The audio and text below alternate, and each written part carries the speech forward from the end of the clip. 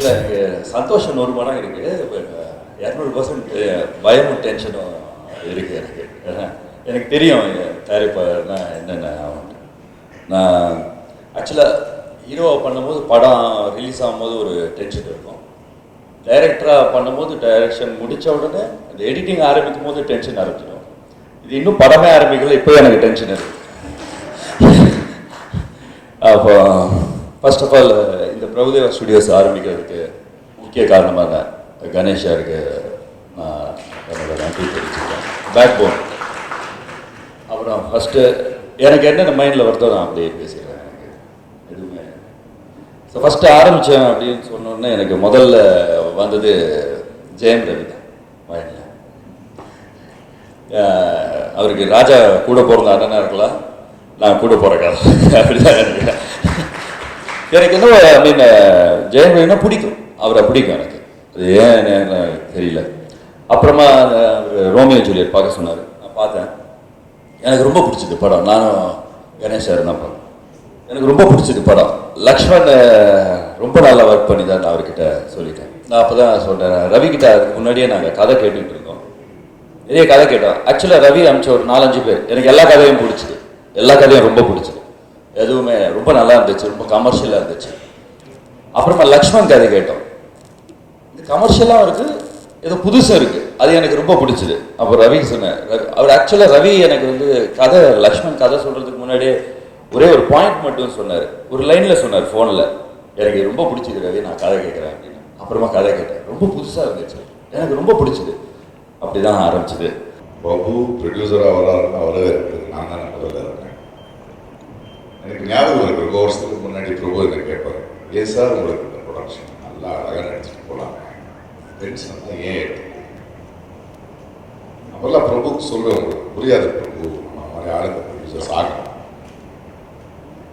ஏன்னா அப்படியே எடுக்கிற ஒரு தேர்ந்தெடுக்கிற அந்த பாதை இருக்கணும், அந்த பயணம் இருக்கட்டும், அது யாரோ சொல்லி எடுக்கிறது இல்லை, நம்மளுக்கு பிடிச்சி நம்மளுடைய வாழ்க்கைக்கு ரொம்ப அவசியம் நினைச்சு ஒரு அடையாளத்துக்காக எடுக்கிற ஒரு பயணம். அண்ட் பிரபு போன்ற இந்த திரையுலகத்தில் எத்தனை அனுபவம் மிக்க ஒரு நடிகர், ஒரு இயக்குனர், கொரியோகிராஃபர், லவர் ஆஃப் சினிமா, ஒரு தயாரிப்பாளராகிறதுல ரொம்ப ரொம்ப முக்கியமான ஒரு விஷயம் ஏனென்றால் மக்களோட ரசனைக்கு ஏற்ற ஒரு புரிதல் இருக்கவருக்கு, அனுபவம் இருக்கு. அது எல்லாத்தையும் மீறி திரையுலகத்தில் சார்ந்த நிறையோட ஒரு அன்பும் ஒரு உறவும் இருக்கு.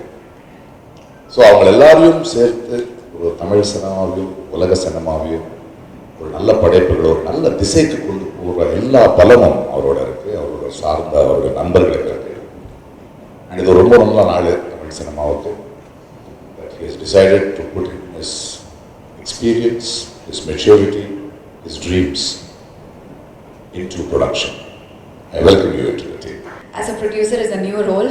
எனக்கு தெரியல, நான் இது ஆக்டர் ஆனங்கிட்டா ஃபிலிம் இண்டஸ்ட்ரிக்கு வந்தது நான் கனவுல கூட நினச்சி பார்க்கல. This new role. I think நான் விஜய்கிட்ட கல்யாணத்துக்கு அப்புறம் நிறைய கேள்வி கேட்க ஆரம்பிச்சது, எவ்வளோ லேட்டாக வரீங்க, சண்டே கூட வீட்டில் இருக்க மாட்டீங்கன்னு. ஸோ ஒரு நாளைக்கு திடீர்னு வந்து நீ இனிமேல் திங்க் ஸ்டுடியோஸ் ப்ரொடியூசர்னு சொல்லி ஐ திங்க் அப்பா கூட நிறைய கேள்வி கேட்க ஆரம்பிச்சதுக்கப்புறம் தான் திங்க் ஸ்டுடியோஸை ஆரம்பிச்சேன்னு நினைக்கிறேன். ஸோ எங்கள் 2 பேரையும் அப்படியே கொஸ்டின்ஸ் கேட்காம. Anyways it's such a proud moment because நான் வந்து ஐ க்ரூ அப் வாட்சிங் all of their movies. Priyan sir, Prakash Raj sir, Prabhudeva sir, இங்கே இருக்க எல்லாருடைய. அண்ட் எனக்கு ஒரு ஆக்டர் ஆகிறதுக்கு கண்டிப்பாக இவங்க எல்லாம் ஒரு பெரிய இன்ஸ்பிரேஷனாக இருந்திருக்காங்க. ஸோ இன்றைக்கே இவங்க கூட சேர்ந்து இந்த மாதிரி ஒரு படம் பண்ணுற மாதிரி அசோசியேஷன் கிடைச்சிது. It's a big honour for me and I think more than everything I am very very happy for Vijay because Priyadarshan sir is Vijay's guru, his mentor.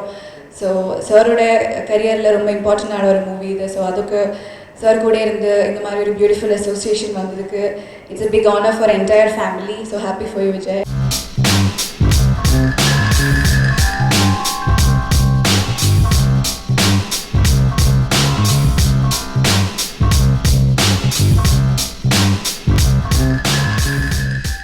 பார்த்து வியந்து ரசித்து உண்மையாகவே எப்படி வேணால் சொல்லலாம், அப்படி ஒரு நபர் வந்து பிரபுதேவா சார்.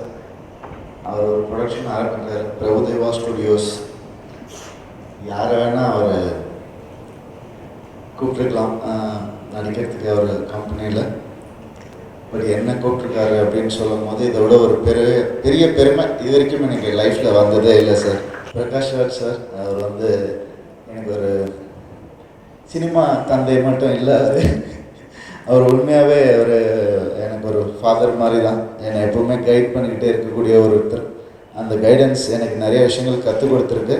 நான் வளரணும்னு உண்மையாக நினைக்கிற ஒரு நபர் Prakash Raj sir. Sir thank you for all your support sir. இப்படி ஒரு நல்ல ஆப்பர்ச்சுனிட்டி கொடுத்த பிரபுதேவா சாருக்கு என்னுடைய நன்றியை தெரிவிச்சுக்கிறேன்.